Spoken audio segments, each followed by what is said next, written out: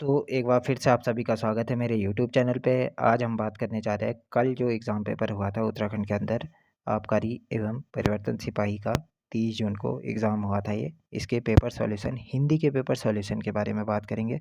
First question है इसमें, दोपहरा का बटोई छैलू बैठी जा किसकी गीत की रचना है?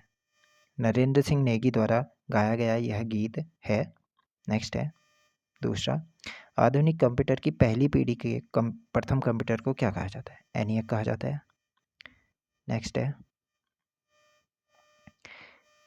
ये मिलान करना है। मनोरंजक ढंग से लिखा गया प्रासंगिक लेख क्या कहलाता है? ये कहलाता है फीचर। किसी संस्था की ओर से प्रकाशित होने वाली पत्रिका विशेषांक। किसी समारोह उत्सव या खास मौके पर निकाला गया अंक क्या कहलाता है? संस्करण। संस्करण। और ये समाचार पत्र या पत्रिकाओं के ये मुखपत्र कहलाता है। इसका आंसर है 2, 4, 3, 1। नेक्स्ट, प्राग ऐतिहासिक शब्द का अर्थ है क्या है?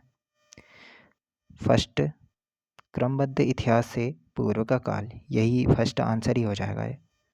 नेक्स्ट है, निम्नांकित में विदेशी उपसर्ग है। विदेशी उपसर्ग क्या है? देखिए, बॉ।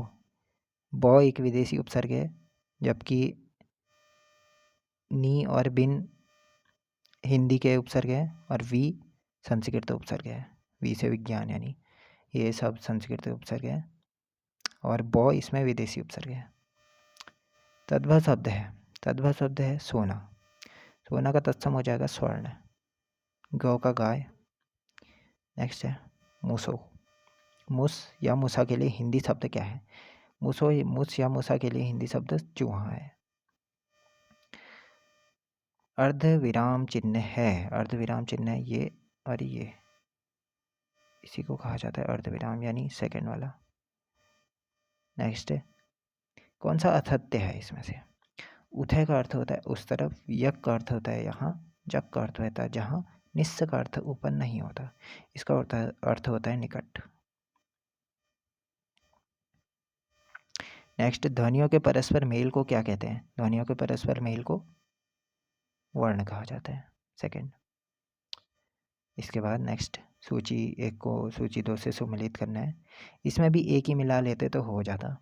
मराठी, देवनागरी, उर्दू, फारसी, फ्रेंच, रोमन, पंजाबी, गुरुमुखी। 4, 3, 1, 2। 4, 3, 1, 2, हाँ यही हो जाएगा। नेक्स्ट, प्रारूपण शब्द का पर्यायवाची है क्या है? आलेखन, मसौदा तैयार करना, ड्राफ्टिंग या ये सभी हो जाएगा इसमें। नेक्स्ट, निर्मला झाड़ू लगाती है। निर्मला झाड़ू लगाती है, इस वाक्य के आधार पर निम्नलिखित में से सही उत्तर कौन सा होगा? फर्स्ट में ये वाक्य है, यह सरल वाक्य है। सरल वाक्य क्या होते हैं? इस वाक्य में एक उद्देश्य और एक विधेय होता है। वैसे वाक्य 3 प्रकार के होते हैं, सरल, मिश्रित और यौगिक। 3 वाक्य होते हैं। थरुआड़ क्षेत्र कहलाता है। थरुआड़ क्षेत्र खटीमा और सितारगंज के क्षेत्र को थरुआड़ क्षेत्र कहते हैं। अगली लोकोक्ति है, मुँह गाँव गाँव बिराऊ हुनी हंसी खेली। हनी हंसी खेल क्यों चाहिए मैं?